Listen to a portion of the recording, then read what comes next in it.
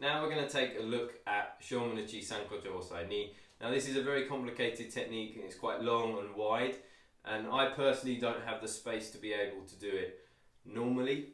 So I'm going to show it to you as best I can, then I'm going to refine it and go over some basic points that you can practice in a smaller space.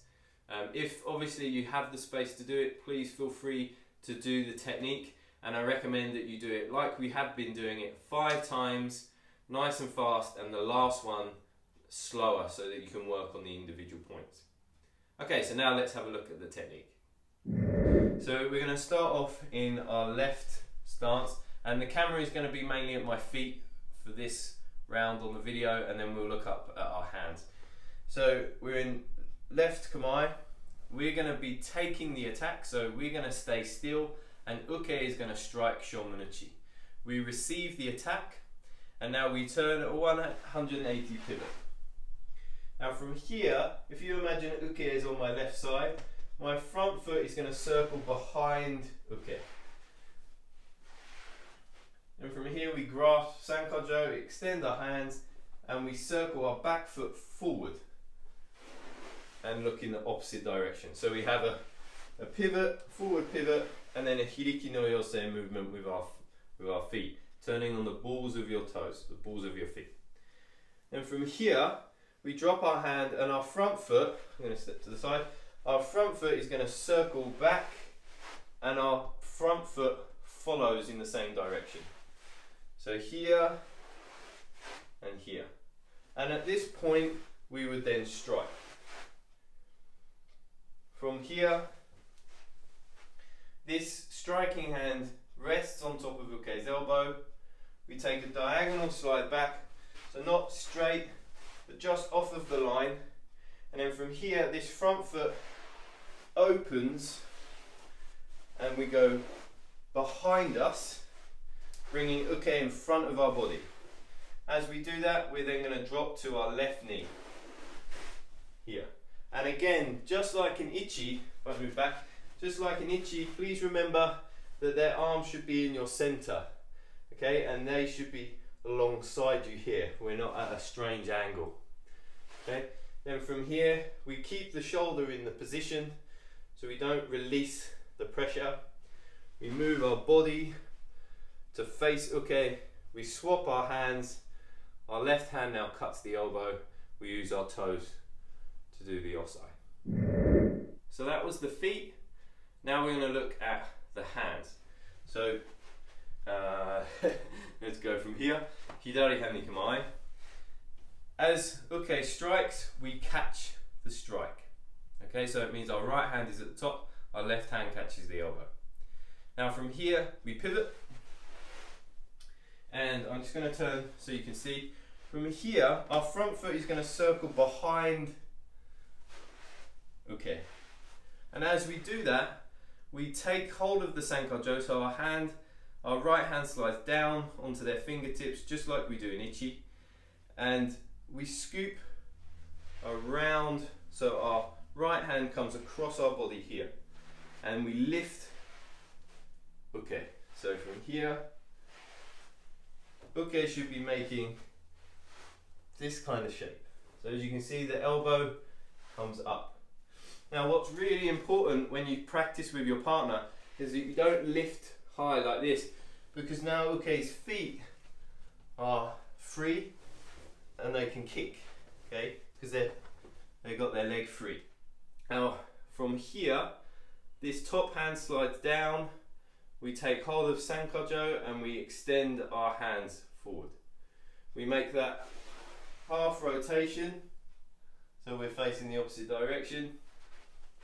And now, as we cut down with this hand, as it touches our front leg, we perform the strike. Now, if you watch from the front, this doesn't come straight down. It makes a circular, semicircular shape down to my leg, and then we make the opposite circle backwards. So it's this shape. So kind of half of the MUGENJUKU, Mugen mark. So it's this. So here, strike. Hand comes comes onto the elbow.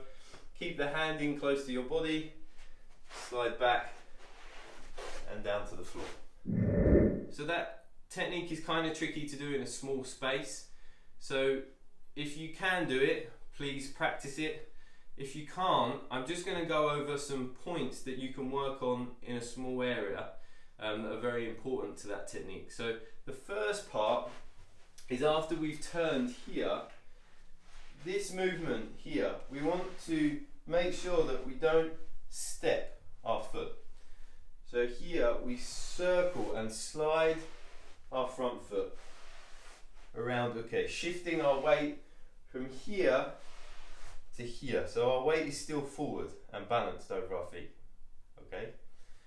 And from here when we turn, make sure that we don't lift this foot.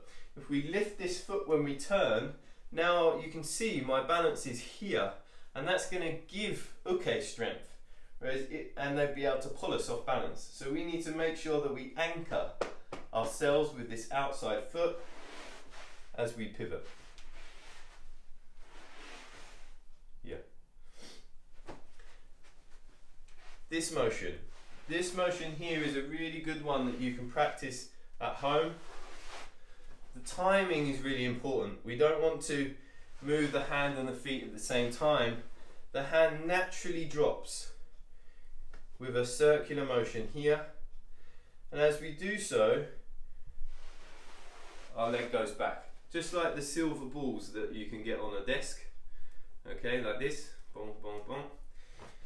Here we cut down, and as it touches, we shift our weight to strike. And remember, as we do this, our weight is now forward and lower onto our front knee. So the uke comes into this position there, down. Okay, so just one more time. Here, circles down, touch.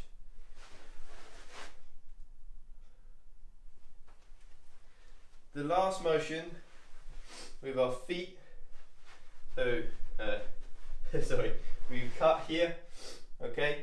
If you imagine there's a straight line being drawn through my feet, I don't want to go back on the same line, I shift slightly off. So now that opens up the direction to go backwards.